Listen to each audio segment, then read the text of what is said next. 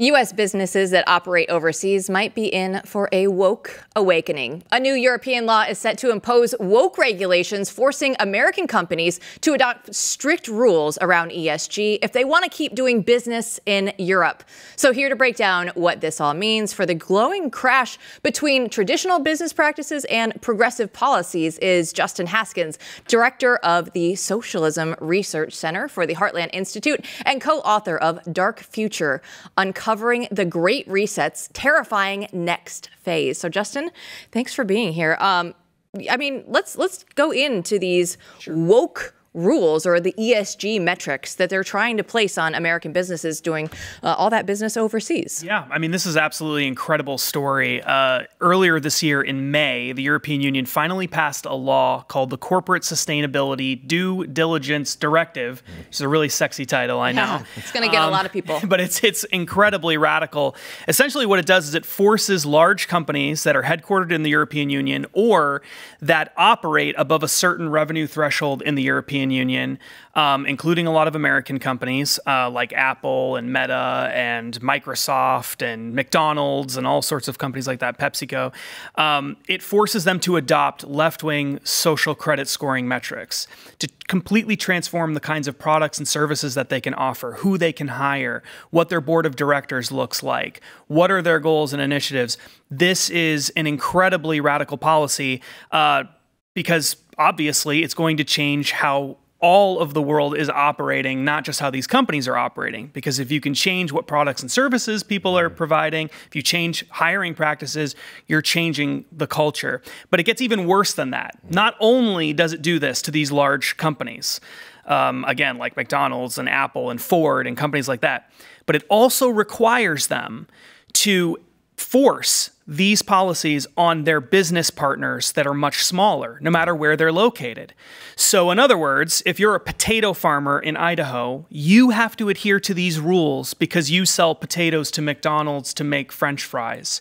Even if you're small, even if you're just a truck driver who drives McDonald's products around or something like that, you make a tiny little component for a car, like for Ford, for example, and you're a manufacturer in Ohio, you will have to adhere to this too.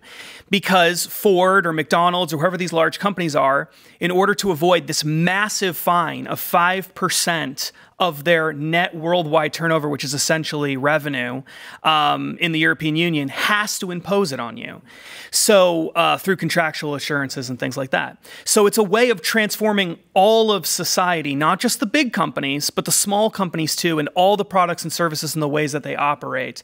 So just the ramifications on energy and because there's all kinds of crazy climate change stuff that's in this, that alone is going to destroy our economy. And it's been passed into law. It's going to be rolled out over the next few years. And unless we have a president who's going to push back against it, it is going to be our reality. Justin, so you should know that we've started a lifestyle vertical called Align.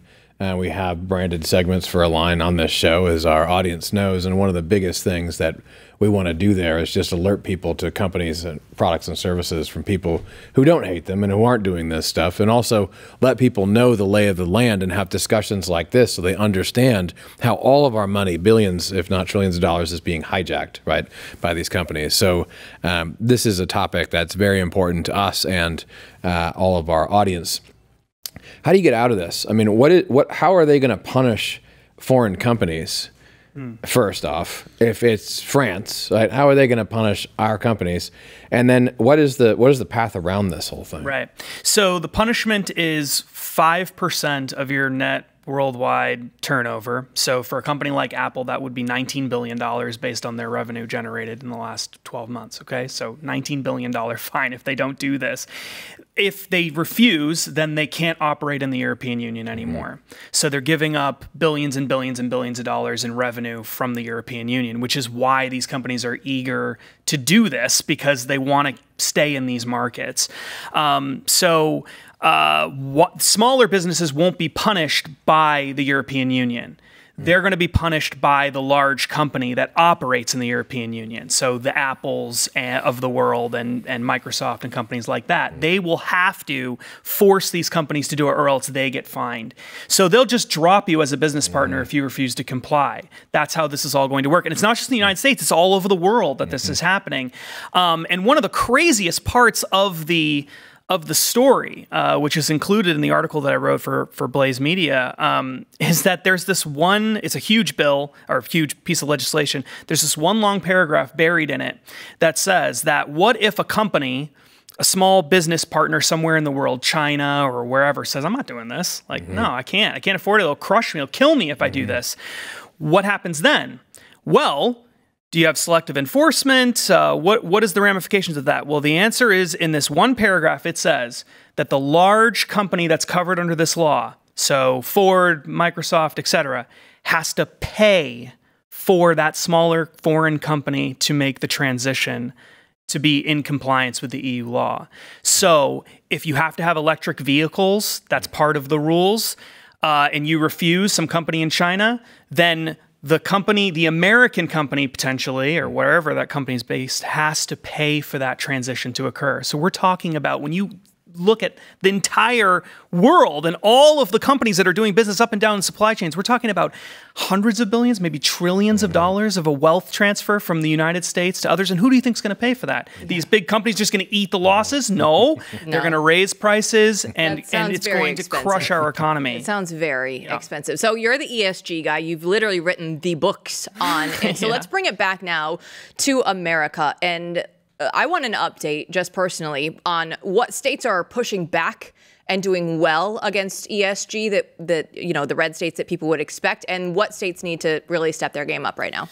Yeah, so a whole bunch of states, I mean, probably over 20 states have done something on ESG. A lot of it has to do with divesting from ESG causes with state pensions and things like that. That's a pretty weak approach, in my opinion. It does put a little bit of pressure, but the blue liberal states that love ESG have much bigger pensions than the red states that don't. So it's not a good strategy. There are 2 states that have done really, really good pieces of legislation on it. One is Florida, probably unsurprisingly, and the other is Tennessee this past year. What they've done is they've come in and said you can't use social credit scores, non-financial related social credit scoring, to screen people out of banking and financial institutions, insurance, things like that. And so Florida has the toughest law on that. They prohibit banks from engaging in that kind of activity because this was a huge part of the problem. Banks would go and say, we're just not going to do business with gun companies because we don't like gun companies. We don't care if they're good business partners. We don't care if they can pay back their loans. And so Florida passed a law prohibiting that. Tennessee did a slightly weaker version of it, but they also passed a law like that. And so if every state in the country, or at least every red state, I guess that would be the reasonable thing, passed a law like Florida's law, it would go a long way toward protecting individuals from the ESG threat. Absolutely. Hugely important. And there's so much more that could be done there. I mean, there really is a lot of hope, I would say, out there. One thing I just want to mention, we're not going to talk about it, but you need to think about it. We all need to think about it, is the Texas Stock Exchange, which potentially will allow people to trade without any of the rules, any of the ESG and woke rules. But there's something that's even more important to talk about right now, and that's this election. You had mentioned before coming on that ranked choice voting is on the ballot in many red states, and people out there need to know how dangerous this is and what it's done to many states. Yeah. So ranked choice voting is on the surface seems like a really innocuous proposal. It's being put on the ballot through ballot initiatives. In Arizona is looking at it. Montana has kind of a version of that that they're looking at. They actually have it already in law in Maine and Alaska. Alaska's trying to get rid of it because the conservatives there hate it. Idaho is another deep red state that's taking a look at it. Oregon is a blue state. Washington, D.C. So what is it exactly? It changes the way that elections are run. Under the current system, you have an office, you have people run for it, whoever gets the most votes wins. It's really simple. Under ranked choice voting, that's not how it works. What you do is you rank all the candidates. So you essentially vote for the candidates, all of them, and you put them in preference, in your order of preference. If nobody gets 50%, above 50% of first preference ballots, then what they do is they eliminate the lowest rung candidates, the ones who did the worst, and then they reassign them to the candidates at the top based on second, third, fourth preferences of the voters. And then what the left has figured out is if we couple this with open primaries, so we don't have a Republican primary and a Democrat primary, we have all the candidates in one big primary and then the top 4 candidates all end up on the ballot, then what you end up with is in deep red states, you'll get 2 or 3 Republicans on the ballot along with 1 Democrat.